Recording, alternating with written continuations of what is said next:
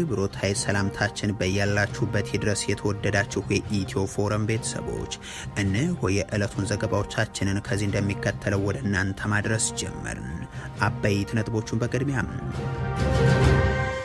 ጀነራሉ አመራሮችን ገደልን አሉ። የፋኖ ኃይሎች በኦሮሚያ ክልል አዳማ አቅራቢያ ጥቃት ፈጸምን ሲሉ ገልጿል። በአማራ ክልል የሚደርሱ የድሮን ድብደባዎችም ቀጥለዋል። በቀዳሚነት የምንመለከተው ጉዳይ ይሆናል። ትግራይ ወደ ኋላ መመለሷ እንዲቀጥል ስርዓታዊ በደል እየተፈጸመ ስለመሆኑ ደብረጽዮን ገብረ ሚካኤል ተናገሩ። ይህ በእንዲህ እንዳለም ቢሮው ትግራይን ከአማራና ከሌሎችም ህዝቦች ጋር የማቀራረብ ስራው መጠናከሩን ገልጾ የብልጽግናው መንግስት ኢትዮጵያ ማለት አዲስ አበባ ብቻ እንዳይደለች መገንዘብ አለበት ብሏል። ይህንንም ይዘናል። የመከላከያ ሰራዊቱ በጦርነት አካላቸው የጎደሉ ወታደሮች ተቃውሞ ቀጥሏል። አገዛዙ ደግሞ ለስልጣኑ መጽናት ሲባል የሚያሰልፋቸው የቆሰሉ ወታደሮችን ገጽታችንን ያበላሻሉ በሚል በበርካታ ካምፖች አስቀምጧል። በዝርዝር የምንመለከተው መረጃችን ይሆናል። የፓርላማ አባሉን ጨምሮ እስረኞቹ ወደ ከፍተኛ ጥበቃ ማረሚያ ቤት መወሰዳቸው ተሰማም። ከ55 በላይ ይሆናሉ የተባሉት በአማራ ክልል ካለው ነባራዊ ሁኔታ ጋር በተያያዘ የታሰሩት ሰዎች ወደ ቃሊቲ ነው ተወስደዋል የተባለው። ተጨማሪ አለን። በደቡብ አፍሪካ በኢትዮጵያ ላይ የሚፈጸመው ግድያ ቀጥሏል። ጋና ደግሞ ከ300 በላይ ዜጎቿን ከሀገሪቱ ልታስወጣ ስለመሆኑ አሳውቃለች። ሌላኛው መረጃችን ነው። አሜሪካ ከኢራን ጋር የሚደረገው ድርድር መሻሻል አሳይቷል አለች። የጦርነቱ ተሳታፊ የሆኑት እስራኤል፣ አሜሪካና ኢራን ባለስልጣናት ያደረጓቸው ጉዞዎችም እያነጋገሩ ናቸው። ኔታንያሁ በሚስጥር አደረጉት የተባለው የተባበሩት አረብ ኤሚሬቶች ጉዞ ትኩረትን ስቧል። የኢራን ባለስልጣናት ወደ ህንድ፣ ዶናልድ ትራምፕ ደግሞ ወደ ቻይና። የተወደዳችሁ የኢትዮ ፎረም ቤተሰቦች አብራችሁን ስትቆዩ እነዚህንና ሌሎችን መረጃዎችን ታደምጣላችሁ። ሰናይ ቆይታ ይሆንላችሁ። ጄኔራሉ አመራሮችን ገደልን አሉ። የፋኖ ኃይሎች በኦሮሚያ ክልል አዳማ አቅራቢያም ጥቃት ፈጸምን ሲሉ ገልጿል። በአማራ ክልል የሚደርሱ የድሮን ድብደባዎችም ቀጥለዋል። የክልሉ የብልጽግና ሹማምንት ደግሞ እየተዋጋን ያለነው ከሽፍታና ከወንጀለኛ ጋር ነው ሲሉ ይደመጣሉ። ሰላም የተዘረጋ ቅንጭላት ያለው አይደለም። ይሄ ሽፍታ ምክንያት የዘረፈ ነው። ምክንያት እዚሁ ወልዲያ ማረሚያ ቤት የወጣ ነው። ተፈርዶበት ነፍሰ ገዳይ ቤተሰቡን የገደለ እህቱን የገደለ ሌላውን የገደለ ነው። ነገር ግን ለሽፍታ ድሮን አዝምቶም ህዝብን በጅምላ የሚጨፈጭፍ ስርዓትን ይላላካሉ። ባለፉት ተከታታይ ቀናት በወሎ ቀጠና ወግዴ፣ በደቡብ ጎንደር ወገራም፣ ዛሬም በደብረ ታቦር አቅራቢያ ማህደረ ማርያም የተፈጸሙ የድሮን ጥቃቶች ምሳሌ ናቸው። በተለይም ትናንት በደቡብ ወሎ ወግዴ የፋኖ ኃይሎች በመንግስት ካምፖች፣ በፖሊስ ጣቢያና አስተዳደር ጭምር የከፈቱትን ጥቃት ተከትሎም በርካታ የጦር መሳሪያ ያገኙበት ስለመሆኑ መግለጻቸው ይታወሳል። በዚህ ውጊያ እንዲሰማራ አገዛዙ የመደበው ደግሞም 11ኛ እዝን ነው። የዚህ እዝ አዛዥ የሆኑት ሜጀር ጀነራል አድማሱ አለሙም በወሎ ወግዴ ትናንት ከባድ ውጊያ ነው የተደረገው ብለው ደመሰስናቸውን አስከትሏል። ሱፍ አልብሰው የስንዴ ነዶ አስጨብጠው ወደ አዳራሽ የሚልኳቸው የክልሉ የኦህዴድ ብልጽግና ተላላኪ ሹማምንት ሽፍታ ጋር ነው ውጊያው ሲሉም፣ እነ ጀነራል አድማሱ ደግሞ የጽንፈኛው ክፍለ ጦሮች ጋር ከባድ ትንቅንቅ ተደርጓል ሲሉ ይገልጻሉ። በዚህም የፋኖ የዘመቻ መምሪያ የክፍለ ጦርና ሌሎችም የአካባቢው አመራሮችን ጭምር ገደልን ይላል ሪፖርታቸው። እኒህ ወታደራዊ አዛዥ ዛሬም ከባድ ውጊያ ያደረግን ሲሉ ቢገልጹም ከአንድ ዓመት በፊት ግን ጽንፈኛውን ለማጥፋት 2 ወር በቂ ነው ብለው እንደነበር የሚዘነጋ አይሆንም። አሸባሪና የጽንፈኛን ኃይል ከጥቅም ውጭ ሆኗል። አሁን ምንም ማድረግ ወደማይችልበት ደረጃ እያደረስነው ነው ያለ ነው። የቀረውን ኃይል አሁን በዚህ 2 ወር ውስጥ አጠናቀን ለክልሎች ሰጥተን ወደ ዋናው ተግባራችን እንገባለን። ይህንን የተናገሩት ከአንድ ዓመት በፊት የ11ኛ እዝ አዛዥ ከመሆናቸው በፊት የደቡብ እዝ ምክትል አዛዥ በነበሩበትም ወቅት ነው። 2 ወራት በአመታት እየተቆጠሩ እሳቸውም ግን ዛሬም ተደመሰሱ እያሉ ኢትዮጵያውያን ግን የእርስ በርስ ጦርነት ሲሳይም ሆነው ቀጥለዋል። ይህ በእንዲህ እንዳለ የፋኖ ኃይሎች በክልሉ ከሚያደርሱት ጥቃት ባሻገር በኦሮሚያ ክልል በሽመልስ አብዲሳ አስተዳደር የጸጥታ ኃይሎች ካምፕ ላይም ጥቃት ፈጸምን ብሏል። ትናንት በሰሜን ሸዋ ዞን ቀጠና በአዳማ ወረዳ ሙኩያ ሀሮ ተብሎ በሚጠራ አካባቢ በሚገኝ የጸጥታ አካላት ካምፕ ላይ ደረሰ በተባለ ጥቃትም ሰብአዊ ጉዳት ማጋጠሙ ተነግሯል። በዚህ አካባቢ ከቀናት በፊትም ተመሳሳይ ጥቃት መፈጸሙ የሚታወስ ይሆናል። ይህ በእንዲህ እንዳለ የመከላከያ ሰራዊቱ በጦርነት አካላቸው የጎደሉ ወታደሮች ተቃውሞ ቀጥሏል። አገዛዙ ደግሞ ለስልጣኑ መጽናት ሲባል የሚያሰልፋቸው የቆሰሉ ወታደሮችን ገጽታችንን ያበላሻሉ በሚል በርካቶችን በካምፕ አስቀምጧል። ከሰሞኑ በተለይም በኦሮሚያ ክልል ቢሾፍቱ ባለፉት ዓመታት በተለያዩ የሀገሪቱ አካባቢዎች ወደ እርስ በርስ ጦርነት ተልከው ከሞት ተርፈው ግን አካላቸው የጎደሉ ወታደሮችና ቤተሰቦቻቸው ቃል የተገባላቸው ይፈጸምላቸው ዘንድ በተደጋጋሚ ወደ አደባባይ በመውጣት ተቃውሟቸውን እያሰሙ ናቸው። ይህንን ጥያቄዎችን ወታደሮች ማቅረብ ከጀመሩ የቆዩ ቢሆንም ያገኙት ምላሽ ግን እስካሁን የለም። አንድ መከላከያ ሰራዊት ጀግና ተብሎ ተጨብጭቦለት ገፍቶ እኛ ስንገባ እኮ እናውቃለን እኮ ምን እንዳስገባችሁ እናውቃለን። ለምን ቆስለን ስንወጣ እንደዛ አታዩንም? ለምን ቆስለን ስንወጣ አንከበርም? ለምን ቆስለን ስንወጣ ምን የሚያስፈልገን መንግስት ለኛ ያለ ነገር ለምን አይሰጥንም? ለምን እንለምናለን? ለምንስ ለማኝ እንሆናለን? እኛ እኔ እኮ እግሬን ተቆረጥኩት ወይ ደግሞ የአባቴን ሻያርስ ወይ ደግሞ የአባቴን ከፍት የጠበቅኩልን በምን ሞራል እኛ እንደዚህ በሚዲያ ያየ እንዴት ይታገላል ነው? ነገ የጣፋንታ ወደ መከላከያ ስንገባ እንደ እንቁላል ነበር እንደዚህ አንከባክቦን ይዞን እዛ ውስጥ መከቱን። ከዛ ለአገርን ታግላለን ብለን ሄደን ታግለን ከተጎዳን በኋላ ወደ ሰፈራችን ስንመለስ እንደ ውሻ የተቆጠረን ነው ማለት ነው። ተጎዳም እኮ መወደድ አለበት እኮ እኛ ሀገራችን እኮ እንደዚህ የተቆረጠን እንጂ በእናትን እርሻ ያረሰን እኮ እግሬ የተቆረጥኩት ማለት ነው። ግን ደግሞ እንደዛው ነው። አንድ አመት ሙሉ ቀበሌ ቤት አንድ ግራስ እኮ ለምኛ አጣው እኮ ነኝ። በእርግጥ እነዚህ ወታደሮች ጥያቄ ለማቅረብ የሚያበቁት ከሞት ተርፈው ነው። የአገዛዙን ስልጣን የማስጠበቅ ተልዕኮ የተሰጣቸው የደሃ ኢትዮጵያውያን በርካታ ልጆች ግን በየአካባቢው ተራራና ሜዳ ላይ ቀርቷል። የብልጽግና አመራሮች ፖለቲካዊ ጥያቄዎችን ፖለቲካዊ ምላሽ ከመስጠት ይልቅ ያዘመቷቸው ወታደሮችን ለመቅበር እንኳን የተገደዱ የአማራ ክልል አርሶ አደሮችም ይሆን ልጆቻቸውን ያጡ እናቶችም ለዚህ ምስክር ይሆናሉ። ይህንን ሁላ አስከሬን ዛሬ አልገፋው ብለን እንዲያውም ነገ እንቅበር እያልን ነው። የመከላከያን በቃ ነገ እንቅበር እንዲያውም ዛሬ በቃ ደከም ነው አልሆነልንም እያል እንዲያውም ይህንም የሚፈጠር አንድ ቦታ ላይ ያለ እንጂ በየቦታው እዚያም በቃ በጦሩም ባወስቶ ግለሰቡ ያው እኛ ዋናው ነገር በረድ ይመታናል ወይም ደግሞ ሌላ አደጋ ይደርስብናል በማለት እየተሰባሰብን እየቀበር ነው እና ነገ በነገው ዕለት ደግሞ እንደገና ደግሞ ያው ቀብር ነው ምን ዛሬ አላለቀልን። ዛሬ ላይ ግን ሞትን እንኳን ለመስማት ደውዬ ልጄን ስልክ ላይ ስደውል ፋኖ ነው አንስቶ ልጅሽ ተሰውቷል፣ ልጅሽን ገለነዋል፣ ሊዋጋን ሲመጣ ብሎ ጎንደር አጅሬ ተራራ ላይ ነው ያለው የተሰዋ ብሎ ያለ ፋኖ ከመከላከያ ሳልሰማ የልጄ ሞት ከፋኖ ነው የሰማሁት። ዛሬም እነዚህ ቆሰሉ ወታደሮችና ቤተሰቦቻቸው የተቃውሞ ሰልፍ እያደረጉ ቢሆንም በ10 ሺዎች የሚቆጠሩ ቁስለኞች የተቋሙን ገጽታ ያበላሻሉ በሚል ግን በየካምፑ እንዲቀመጡ ተደርገዋል። አዋሽ ቡልቡላ ብቻ ከ7300 በላይ ለብልጽግናው ስልጣን ሲባል የቆሰሉ ወታደሮች እንደሚገኙም ተሰምቷል። ከ2014 ወዲህ ደግሞ ለተገደሉ ወታደሮች ቤተሰቦች መርዶ መንገር ቆሟል። የኢትዮ ፎረም የመከላከያ ምንጮች በ10 ሺዎች የሚቆጠሩ የቆሰሉ ወታደሮች በየማቆያ ስፍራው ተይዘው ይገኛሉ ሲሉ ይገልጻሉ። ይህ የሚደረግበት ዋና ምክንያት ደግሞም በየመጣችሁበት አካባቢ ከሄዳችሁ የመከላከያ ገጽታ ይጎድፋል፣ የሚቀላቀል ወታደርም ይጠፋል። ከዚህ በፊት በእንዲህ ያለ መንገድ ተጉዘን ጥያቄዎች በርትተውብናል የሚል ስለመሆኑ አክለዋል።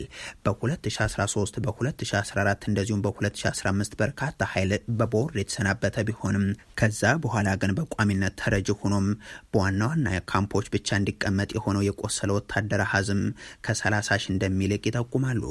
አዋሽ ቡልቡላ ብቻ 7300 በላይ ቋሚ ተረጅ መኖሩን የሚያነሱት ምንጮች ባህር ዳር፣ ደሴ፣ ጢጣ፣ ወልዲያ፣ ኮምቦልቻ፣ አሶሳ፣ አዲስ አበባ ጦር ኃይሎችን ጨምሮ በርካቶች የእርስ በርስ ጦርነቱ ዘላቂ ጉዳተኞች ሆነው ይገኛሉም ብለዋል። የአካል ጉዳተኞቹ ቤተሰቦቻቸው እንኳን ቢፈልጉ እንዳይወጡ ይደረጋል። ከነ ጉዳታቸው ስትንቀሳቀሱ ገጽታችንን ታበላሻላችሁ ይባላሉ የሚሉት ምንጮቹም ቦርድ የወጡት አካል ጉዳተኛ ወታደሮችም በየሄዱበት የሚደርስባቸው መገፋት የከፋ ነው ሲሉ ያነሳሉ። የደሃ ኢትዮጵያ ልጆች ስብስብ የሆነው የመከላከያ ሰራዊቱ ያለፉት 7 ዓመታት ታሪክ በፈረቃ በተለያዩ ስፍራዎች ከገዛ ወንድሞቹ ጋር እየተዋጋ እንዲቀጥል መገደዱ ነው። ቢቢሲ ከዚህ በፊት በትግራይ ጦርነት ብቻም ወደ 500 ሺህ የሚጠጋ የሀገሪቱ ሰራዊት ተገድሏል፣ ቆስሏል፣ አሊያም በተለያየ መንገድ ከሰራዊቱ ወጥቷል ሲል ዘግቦ ነበር። ትግራይ ወደ ኋላ መመለሷ እንዲቀጥል ስርዓታዊ በደል እየተፈጸመ ስለመሆኑ ደብረጽዮን ገብረ ሚካኤል ተናገሩም። ይህ በእንዲህ እንዳለ ቢሮው ትግራይን ከአማራና ከሌሎችም ህዝቦች ጋር የማቀራረብ ስራው መጠናከሩን ገልጾ የብልጽግናው መንግስት ኢትዮጵያ ማለት አዲስ አበባ ብቻ እንዳይደለች መገንዘብ አለበት ብሏል። ጠቅላይ ሚኒስትር አብይ አህመድ በተናጥል የሾሟቸው ጀነራል ታደሰ ወረደን አስተዳደር ታክቻለሁ የሚለው ህወሓት ደብረጽዮን ገብረ ሚካኤልን ፕሬዝደንት አድርጎ መሾሙን መግለጹ ይታወሳል። የፕሬዝደንት ጽህፈት ቤቱ ፕሬስ ሴክሬታሪያትን ለስር በዳረገውና ጀነራሉ እስካለፉት ቀናት ድረስ መልእክት ያስተላልፉበት በነበረው ገጽ ላይ አሁን የህወሓቱ ሊቀመንበር መልእክቶች መሰራጨት የጀመሩ ሲሆን ትግራይ ራሱን በራሱ እንዳይመግብ ስልታዊ የማጥፋት ተግባር እየተፈጸመበት ስለመቀጠሉ መናገራቸውም ተመላክቷል። የትግራይ ክልል ጊዜያዊ አስተዳደር የፕሬስ ሴክሬታሪያት ኃላፊ ገብሩ ካህሳይ ታስረው ከነበሩባቸው ምክንያቶች አንዱ የዚሁ ጽህፈት ቤት የፌስቡክ ገጽ የይለፍ ቃል ወይም ፓስወርድ አንተጋ ነው የሚለው እንደሚገኝበት ቤተሰቦቻቸው ገልጸው እንደነበርም ይታወቃል። የሆነው ሆኖ አዲሱ ፕሬዝደንት ደብረጽዮን ገብረ ሚካኤል በአንድ ግብርና ላይ ባተኮረ መድረክ ላይ ህልውናችንና ደህንነታችንን ለማረጋገጥ ሁለንተናዊ ዝግጅታችንን ማጠናከር ያስፈልገናል ብለዋል። የትግራይ ህዝብ ለ3 ዓመታት በቆየው የፕሪቶሪያው ስምምነት ወቅት ታግዶ በቆየው ምክር ቤቱ እንደገና መመራት የጀመረው በህዝቡ በትግራይ ሰራዊትና በህወሓት ከባድ ትግልና መስዋዕትነት ጭምር ነው ይላሉ። ዛሬ ላይ 45 በመቶ የሚሆነው የትግራይ የሚታረስ መሬት ተወሮ ይገኛል የሚሉት ሊቀመንበሩ ከጦርነቱ በፊት የትግራይ ኢኮኖሚ የነበረበት መነቃቃት እንዲቆም በተለይም ግብርናው እንዳይቀጥል የጥፋት ፖሊሲ ተግባራዊ ተደርጎ ወደ ኋላ እንዲመለስ ሆኗል ይላሉ። መሬቱን ተነጥቋል። የትግራይ ህዝብ እርሻ መሳሪያዎችን አጥቷል፣ ተቃጥለውበታል፣ ተሰባብሯል። የተፈጥሮ ጥበቃ ስራዎቹ ተደናቅፏል። ዛሬም በከበባና በክልከላም መጎሳቆልና መከራው እንዲቀጥል ህዝቡም እርዳታ ተመጽዋች ሆኖ እንዲዘልቅ እየተሰራ ይገኛል ሲሉም አንስቷል።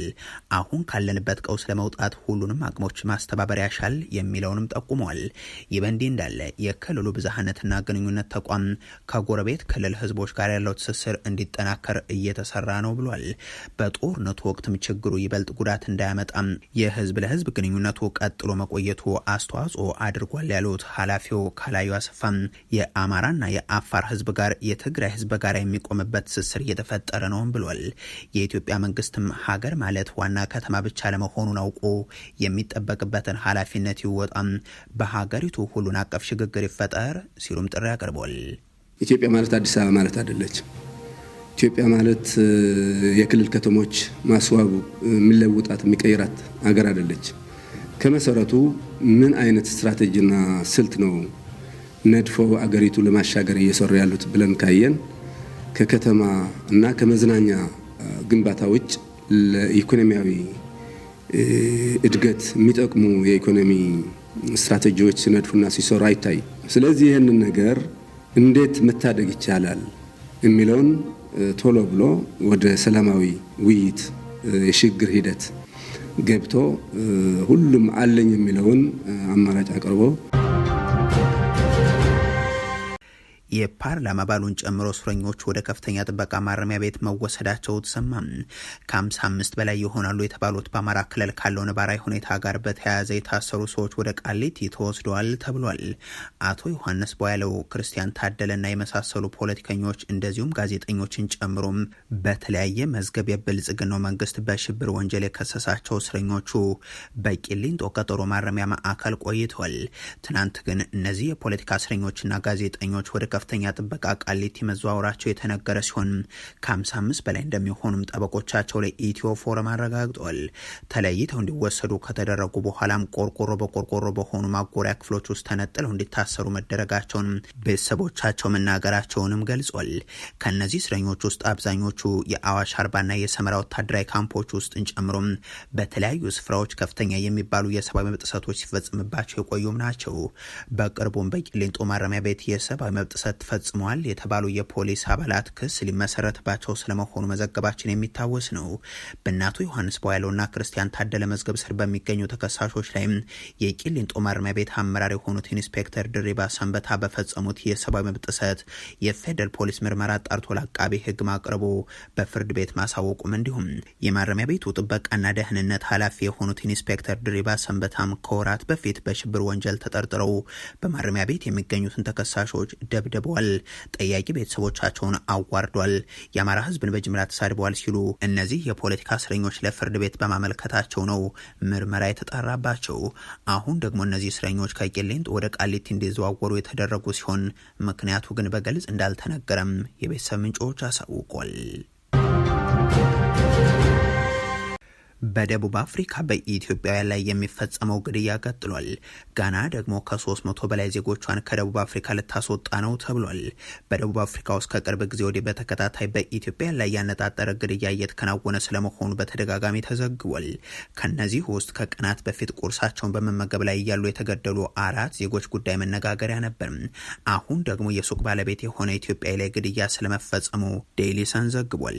ይህ ግድያ የተፈጸመው በኖርዝ ዌስት ሌዲጅ ውስጥ ሲሆን ማንነታቸው ያልታወቁ ኃይሎች ሱቅ ውስጥ በመግባት በጥይት ግለሰቡን መጥተዋል ነው የተባለው።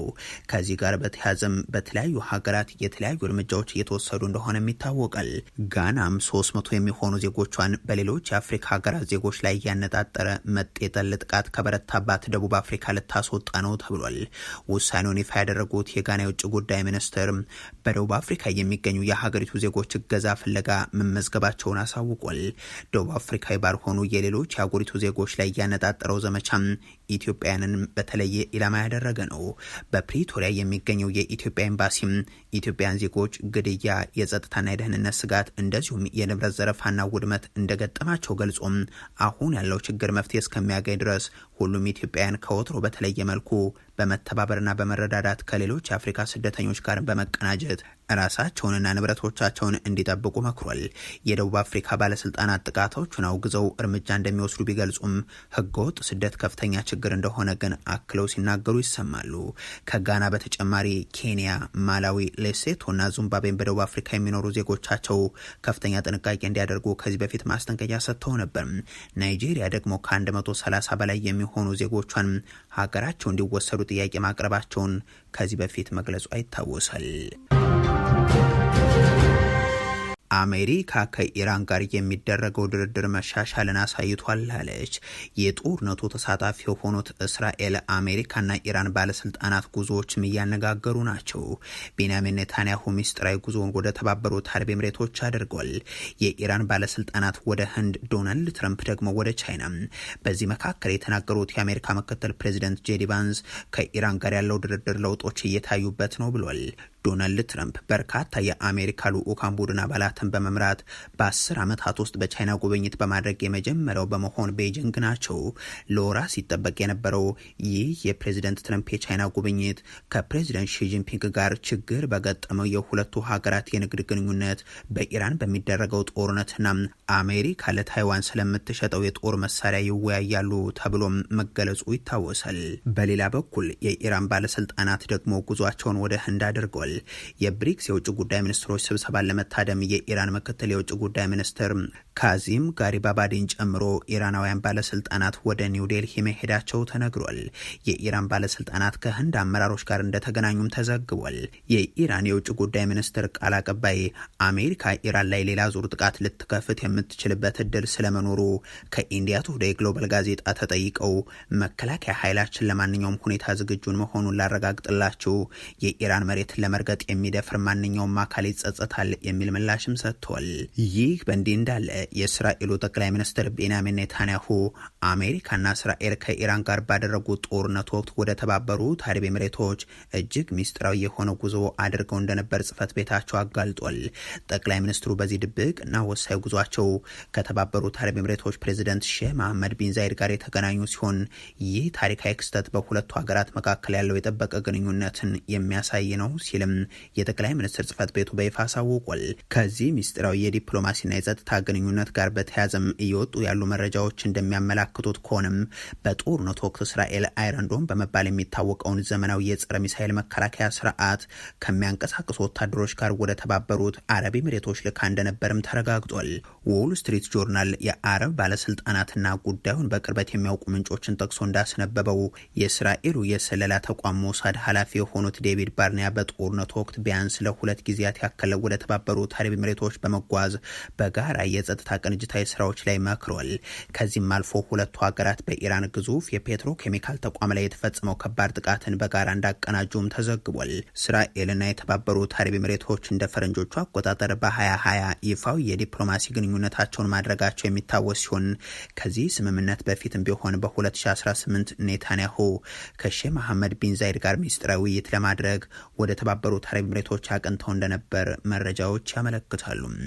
የተወደዳችሁ የኢትዮ ፎረም ቤተሰቦች ለዛሬ ያሉን መረጃዎች ይህንን ይመስሉ ነበር። አበቃን። ቸር ያሰማን።